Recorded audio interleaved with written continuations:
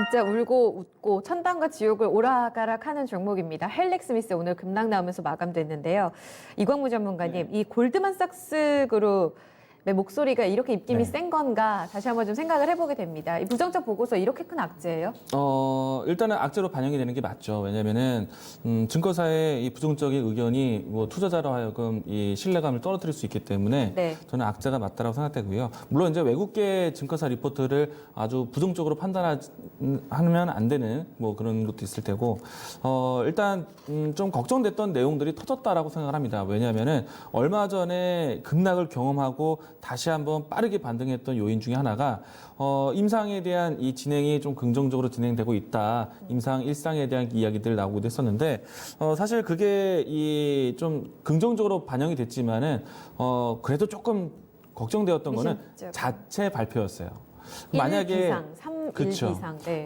자체 발표였단 말이에요. 뭐 공식적인 어떤 채널을 통해서 이야기 나온 게 아니라 네. 자체적인 발표였기 때문에 만약에 주변에서 이 부분에 안에서 의구심이 있다거나 그리고 또 이 걱정을 한다던가의 이 이야기가 흘러나왔을 때는 그 부분에 대해서 이제 명확하게 해석을 해줘야 될 거예요.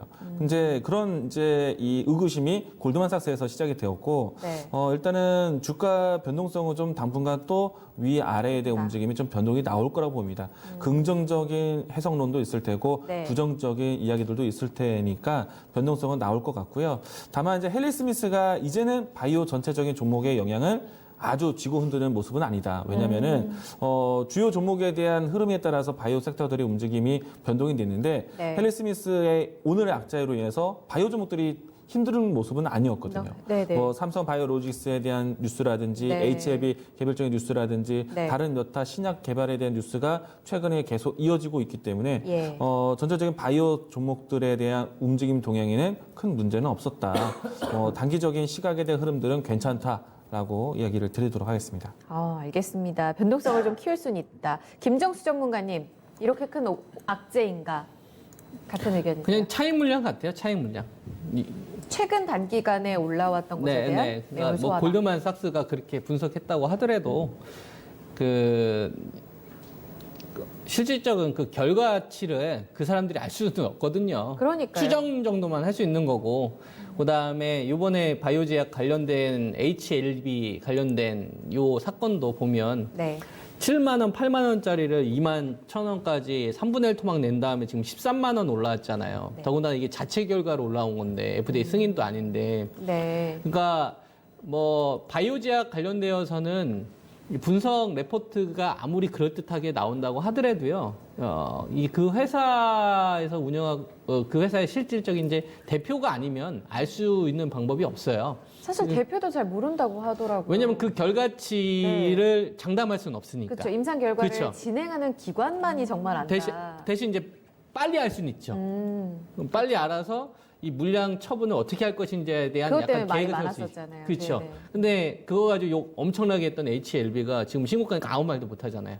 그러니까 되게 어떻게 보면은 그래도 HM은 조금 다르게 네. 엘리바 합병 결과라든지 그리고 리보세라니 결과와 관련돼서도 나름 지금 호평이 꾸준히 이어지곤 있잖아요. 좀 근데 헬리스미스랑 다르지 그렇지 않나요? 않습니다. 그 나쁜 거하고 좋은 거가 서로 상반된 상태에서 네. 지금 이제 올라가니까 좋은 거가 이제 상대적으로 보인 더 거고요. 부각되는 거다. 근데 막상 그 이전에 진행되었을 때는 거의 분질렀던 걸로 봤었기 때문에 이렇게 살아난 거는 어떻게 보면 약간 황당합니다. 저 역시도 이 분석 자체가 좀 안 된 수준이고, 네.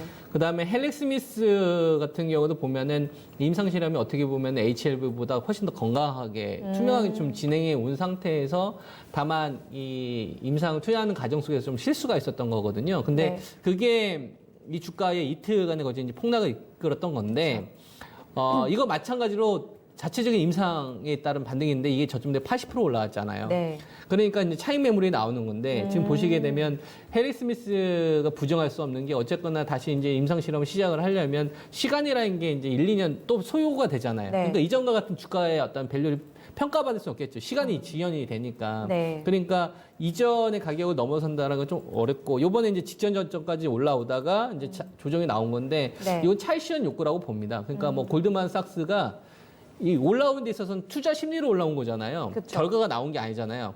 그러니까 생각해 보니까 이제 너무 최악의 상황에서는 벗어났다라고 생각을 했는데 80% 정도 올라오니까 좀 차익실현 욕구가 생긴 거죠. 그게 골드만삭스가 나와서 이게 어떤 계기가 된 것이고. 그래서 골드만삭스와 관련된 이 레포트가 헨리 스미스의 어떤 결과치에 영향을 준다고 생각하시면 안 되고 투자 심리를 좌지우지하는 거에 어떤 약간 요소로 좀 작용을 했다. 좀 그렇게 보는 게 타당하다고 봅니다.